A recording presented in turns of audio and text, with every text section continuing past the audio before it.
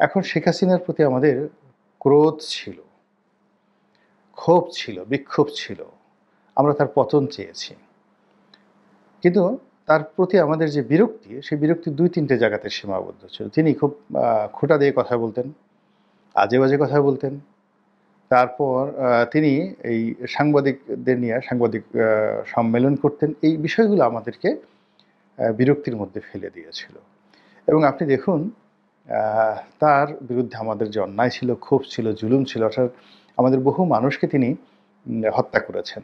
বহু মানুষকে তিনি গুম করেছেন। লক্ষ, লক্ষ মামলা হয়েছে। তো এসবের কারণে কিন্তু মানুষ বিক্ষুব্ধ হয়নি। তার পতন হয়নি। নির্যাতিত হতে, হতে আমরা বরং আরও ভীত সন্ত্রস্ত হয়ে পড়েছিলাম। কিন্তু আমাদের যে বিক্ষোভ, এটা তৈরি হয়েছে কিন্তু বিরক্তি থেকে। অর্থাৎ তিনি একটা সাংবাদিক সম্মেলনে এসে ঢালাওভাবে সবাইকে রাজাকারের বাচ্চা বললেন। এই কারণে এই যে মানুষজন ক্ষেপে গেল, বিরক্ত হয়ে গেল। তো এরকম ইভেন ফ্রান্সের যে রেভলিউশন, সেটাও কিন্তু এই বিরক্তি থেকে। হঠাৎ করে পাউরুটির দাম বাড়িয়ে দেওয়া হলো। এমনকি হোসনি মোবারকের যে পতন, ওটাও বিরক্তি থেকে।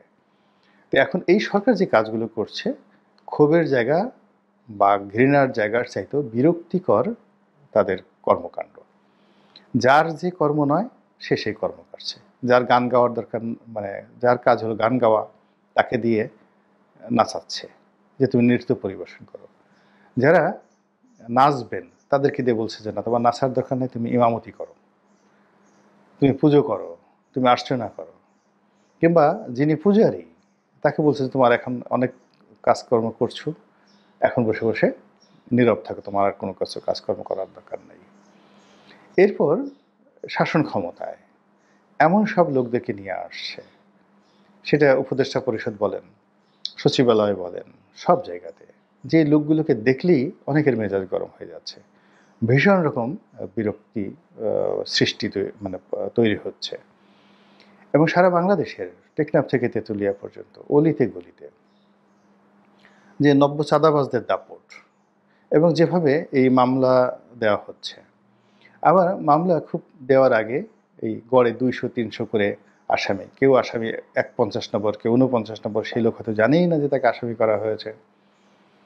তো এই মামলা করে আবার এই বিভিন্ন 300-400 লোকদের মধ্যে টার্গেট করে 100-150 যাদের ধনসম্পদ আছে, তাদেরকে টার্গেট করে ফোন করা হচ্ছে যে আপনাকে তো মামলা জড়ানো হয়েছে, এখন আমার সঙ্গে একটা নেগোসিয়েশনে আসেন। তো এইভাবে সারা বাংলাদেশে যদি কত হাজার মামলা হয়েছে, এক একটা মামলাতে যদি গড়ে 300 থেকে 400 করে লোক থাকে, এবং সেই 400 করে লোক যদি থাকে, এই হাজার মামলা, তার সঙ্গে 400 লোক, এসব মিলিয়ে কি পরিমাণ বিরক্তি সারা বাংলাদেশে ছড়িয়ে পড়েছে, একবার একটু চিন্তা করেন তো। এবং আপনি ডক্টর মোহাম্মদ ইউনূস কিংবা ডক্টর আসিফ নজরুল কিংবা অন্যান্য যারা আছেন এখানে গুরুত্বপূর্ণ ব্যক্তি, আপনি যতই মধুর কথা বলেন না কেন, যতই হাসি দেওয়ার চেষ্টা করেন, যত আশা দেখান, যত কথাবার্তা বলেন, সব কিছু থেকে এখন এই বিরক্তির কারণে আমাদের কাছে দুর্গন্ধ বের হচ্ছে। মনে হচ্ছে যে আপনার ওখান থেকে দুর্গন্ধ বের হচ্ছে। এবং এর ফলে কি হচ্ছে, প্রতিদিনই নিত্য নতুন বিতর্ক তৈরি হচ্ছে, এবং যে কাজগুলো মানুষ সাধারণত করে না, সেই কাজগুলো কিন্তু এখন মানুষ করা শুরু করেছে। তো এখন আমরা এই যে এত একটা বিপ্লব, সেই বিপ্লবের সফলতায় আমরা মাত্র একটি মাসও সুন্দরভাবে কাটাতে পারলাম না। আমাদের মনে শান্তি ছিল না। কিন্তু 1 মাস পরেই দেখা গেল যে অনেকে তাদের কথা উল্টে এখন এই সরকারের বিরুদ্ধে কথাই বলছে। এবং ডক্টর মোহাম্মদ ইউনূসের পরীক্ষিত 20 বছর 30 বছরের পুরনো বন্ধু যারা আছেন, আপনজন যারা আছেন, এমনকি তরুণ প্রজন্মের যে সমস্ত লোক কায়মনে বাক্যে শেখ হাসিনার পতন চেয়ে তার আগমনকে নিশ্চিত করেছিলেন, তারা এখন তার বিরুদ্ধে যে সকল কথাবার্তা বলছেন, এটা কিন্তু একটা বিরক্তির লক্ষণ। এবং এই বিরক্তি ক্রমশ বেড়ে যাচ্ছে। এবং সেই বিরক্তি এই সরকারকে যে কেবলমাত্র মানে বিরোধে ফেলবে বা বিপদে ফেলবে বা সরকারের ভবিষ্যৎ নষ্ট করবে। এবং আজকের খবর হলো প্রায় 50টির মতো গার্মেন্টস সেখানে বন্ধ করে দেওয়া হয়েছে।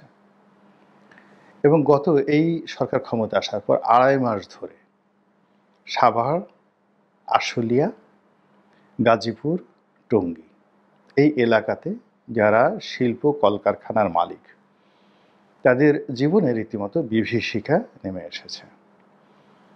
ব্যাংক বন্ধ, বিমা বন্ধ, লোন বন্ধ, আমদানি বন্ধ, প্রোডাকশন বন্ধ, বায়ার চলে যাচ্ছে, শত শত কোটি টাকার ব্যাংক ঋণ, এগুলো মাথায় নিয়ে মালিকরা তাদের যাকে বলা হয় আকুতি কাউকে জানাতে পারছে না। এখন ধরুন যে গার্মেন্টসটি বন্ধ হয়ে আছে, আর তার জায়গায় আপনি চিন্তা করুন, তারা 4 মাসের বেতন দিতে পারছে না। এখন যারা বেতন দিতে পারছে না তারা অসহায় এবং যাকে বলা হয় দিন আনে দিন খায় মজুর শ্রমিক। তাদের দুঃখ কষ্টের কোনো শেষ নাই। কিন্তু যে ভদ্রলোক 4 মাস ধরে বেতন দিতে পারছেন না, যদি তার গার্মেন্টসে প্রতি মাসে 10 কোটি টাকা বেতন হয় বা খরচ হয়, তো 4 মাসের বেতন তাকে যদি দিতে হয় 40 কোটি টাকা তার এই মুহূর্তে লাগবে।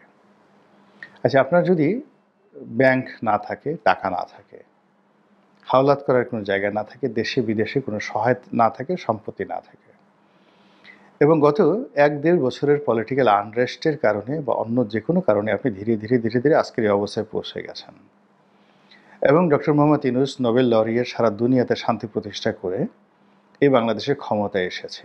মালিক হিসেবে এই 40 কোটি টাকার জন্য পুরো ঢাকা ময়মনসিংহ রাস্তা বন্ধ করে রেখেছে লোকজন, আর আপনি পালিয়ে বেড়াচ্ছেন, ব্যাংকের কাছে যাচ্ছেন, আমাকে সম্পত্তি নাও বা যে কোনোভাবে আমাকে বাঁচাও, তোমার সাথে 10 বছর 20 বছর ব্যবসা বাণিজ্য করেছি, বাঁচাও।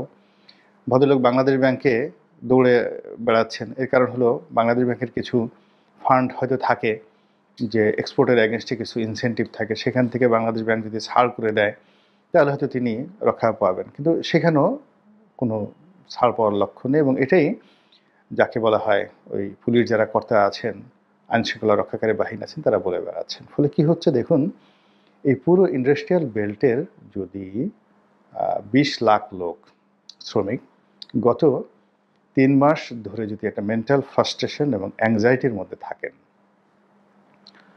তাহলে এই 20 লক্ষ লোকের যে পরিবার, স্ত্রী পুত্র সন্তান সহ সব মিলে প্রায় 1 কোটি লোক এই সরকারের প্রতি মারাত্মক বিরক্ত হয়ে পড়েছে।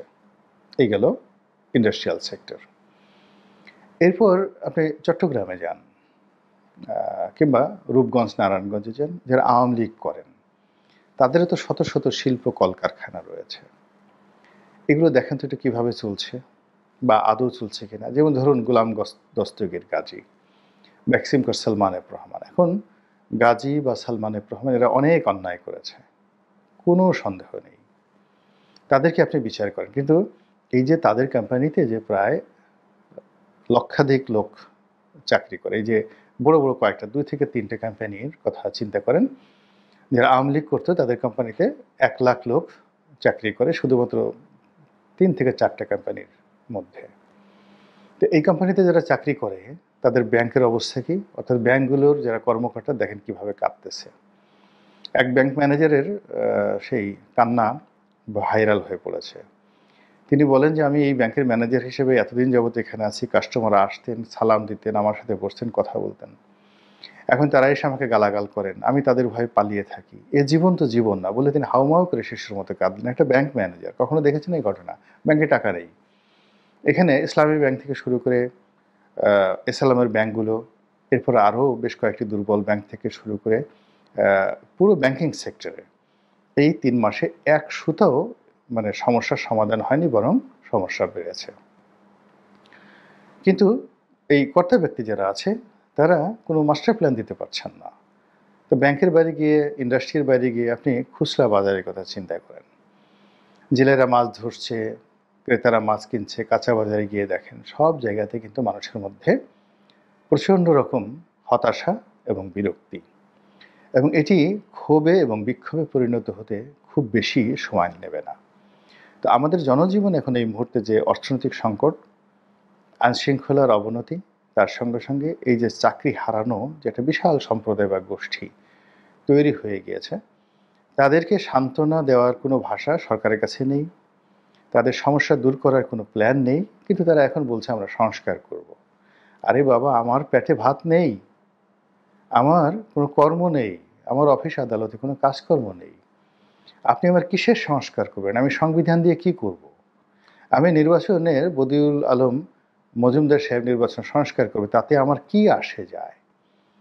আমার এই মুহূর্তে ভাত দরকার, আমার এই মুহূর্তে ডাল দরকার। আমি ঘরের মধ্যে বসে আছি, রাতে ডাকাতরা যেন এসে আমার যতটুকু শেষ সম্বল আছে সেগুলো নিয়ে না নেয়। এইজন্য আমার একটা নিশ্চয়তা দরকার রাষ্ট্রের পক্ষ থেকে। যে সেখানে রোজ, রোজ মিলিটারি দিয়ে মোহাম্মদপুর এলাকাতে আপনি অভিযান পরিচালনা করলেন, উত্তরাতে একটা অভিযান পরিচালনা করলেন। এটা কোনো অবস্থাতেই কাম্য নয়। এবং এখানে দেখা যাচ্ছে যে মিলিটারির যে বিহেভিয়ার, পুলিশের যে বিহেভিয়ার, এগুলোর মধ্যে ধারাবাহিকতা তৈরি হচ্ছে না। এগুলো মানুষের মনে আতঙ্ক ছড়াচ্ছে, এর বাইরে বিরক্তি ছড়াচ্ছে। এবং আপনাকে একটা কথা বলি যে মানুষ যখন রাগ হয়, রাগ হওয়ার একটা প্রতিক্রিয়া আছে।